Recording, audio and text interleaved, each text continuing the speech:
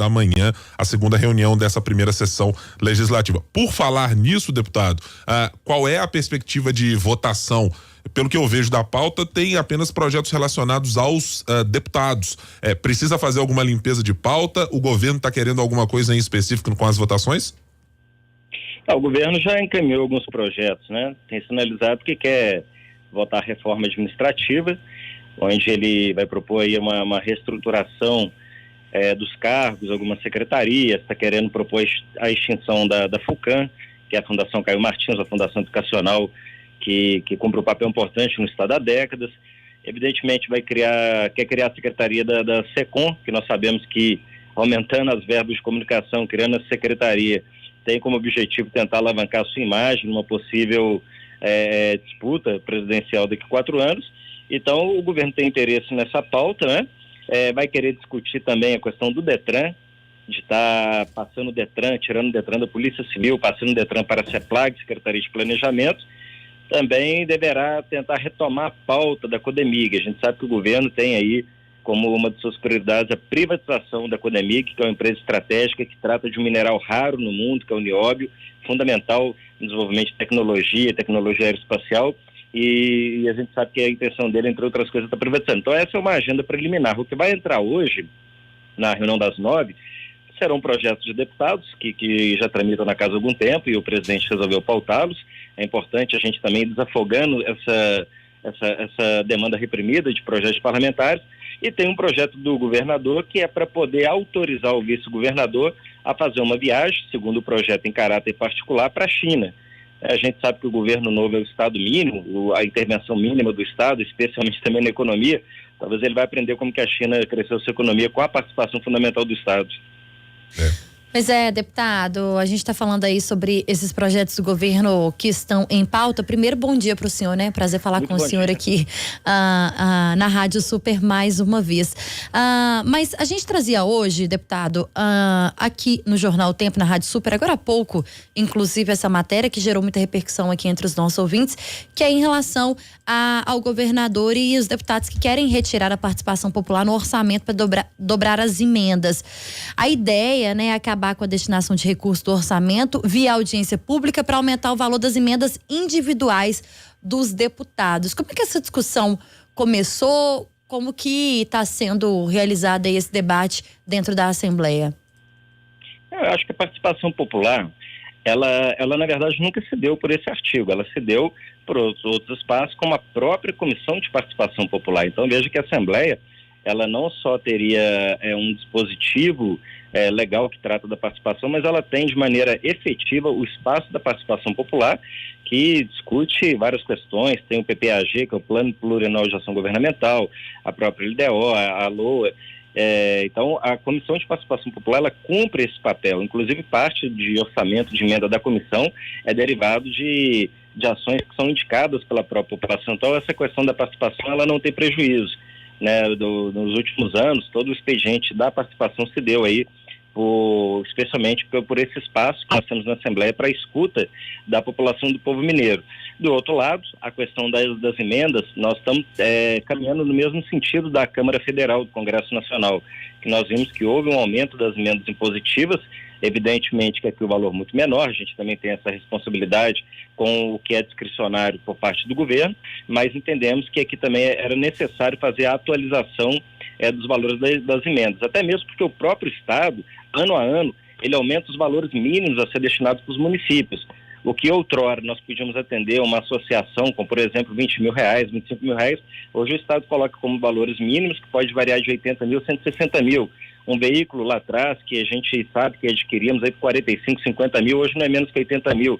Então há toda uma inflação, há toda uma oneração, o próprio Estado aumentando os valores mínimos a ser destinados em cada área. Isso impõe também à Assembleia a necessidade de fazer também a atualização das emendas impositivas. Eu falo que o deputado com 1% do orçamento, veja que 99% do governador, 1% do orçamento, a gente consegue ter uma eficácia muito grande com a destinação da emenda.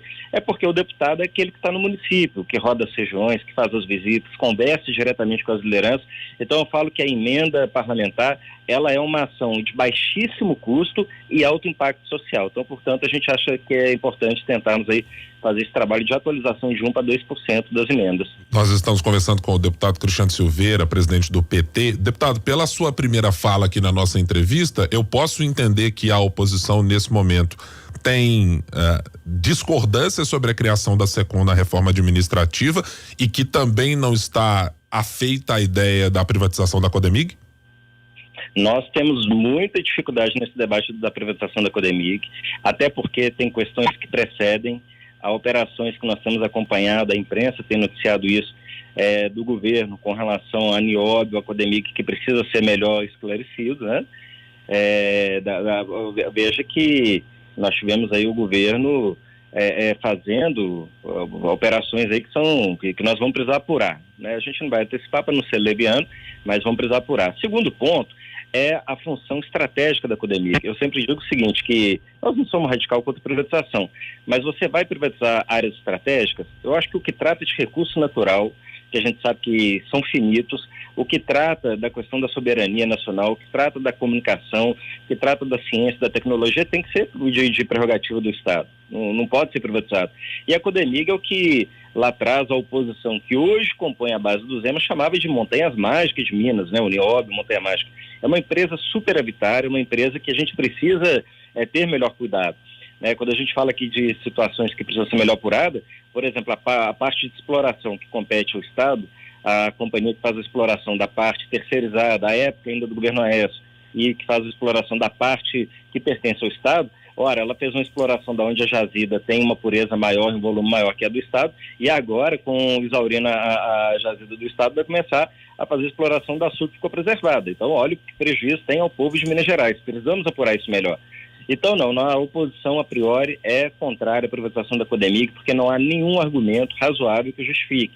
Qualquer recurso que o Estado venha a receber pela sua venda, em longo prazo, não compensa em nenhuma parte o que o Estado pode receber a partir dos dividendos, a partir do lucro do fornecimento do Nióbio da jazida. E quando o senhor fala sobre e faz críticas sobre a criação aí da Secretaria de Comunicação, o deputado, e fala, né, que já pensando numa possível candidatura à presidência, seria essa uma estratégia já do governo Zema? Olha, a informação que nós tivemos é que o governo quer criar uma secretaria, quer aumentar os recursos para publicidade nesse mandato. Com qual razão? Ele não é candidato à reeleição.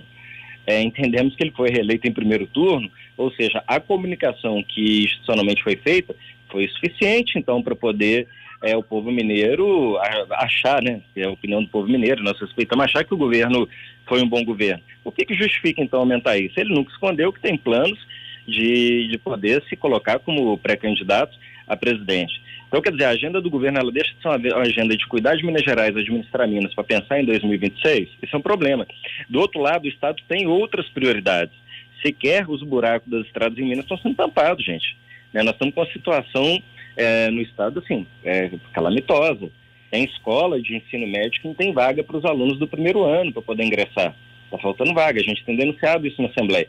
Então o Estado tem outras prioridades que eu entendo que são mais urgentes do que o governo aumentar a verba de publicidade para poder ficar contando lorota para o povo de Minas Gerais. Fala que o governo é eficiente, mas não entregou uma casa popular. O governo é eficiente, mas não está dando conta de tapar buraco. O governo é eficiente, os hospitais regionais, depois de 4 anos agora, que está dizendo que vai retomar, e o Estado teve recurso. O Estado, segundo ele, bateu um recorde de superávit de mais de 2,2 bi.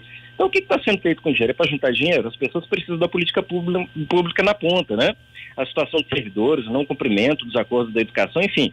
Então, acho que o governo quer mais dinheiro para continuar a tentar enganar a população enquanto a mentira, né? Na minha opinião, tem outras prioridades. Sobre o projeto da reforma administrativa, deputado, houve algum diálogo com o bloco independente para saber se vocês têm alguma possibilidade de contar com votos que, por vezes, o Palácio da Liberdade e a cidade administrativa conta e que poderão estar ao lado da oposição?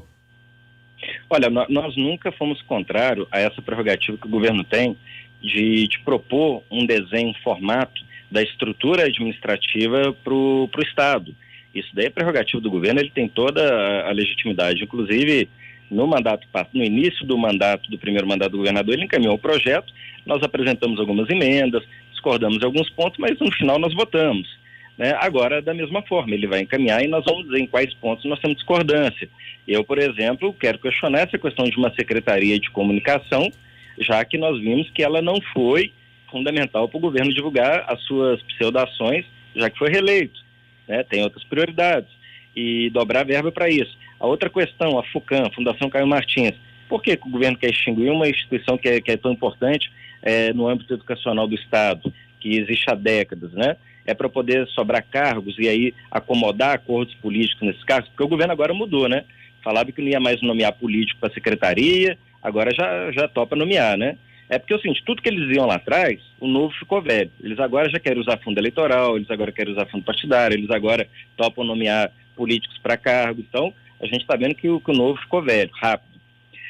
A outra questão, eu questionei na estrutura passada e quero também fazer o debate sobre o papel da SEMAD. Nós precisamos estruturar a SEMAD. Minas Gerais é um estado que está no foco, no farol, que está no alvo da discussão ambiental por causa de mineração, por causa de Serra do Curral, por causa dos crimes de Brumadinho e Mariana. E como é que você não instrumentaliza, não prepara, não equipa a Secretaria de Meio Ambiente, tanto no âmbito da fiscalização quanto da sua estrutura para esse processo? Então, queremos fazer essa discussão, posso até propor uma emenda nesse sentido. Outro ponto que eu discordo há muito tempo, Secretaria de Turismo junto com Cultura. Ora, gente, turismo e cultura dialogam, em parte, em algum momento, mas o turismo está muito mais ligado ao desenvolvimento econômico do que necessariamente à cultura.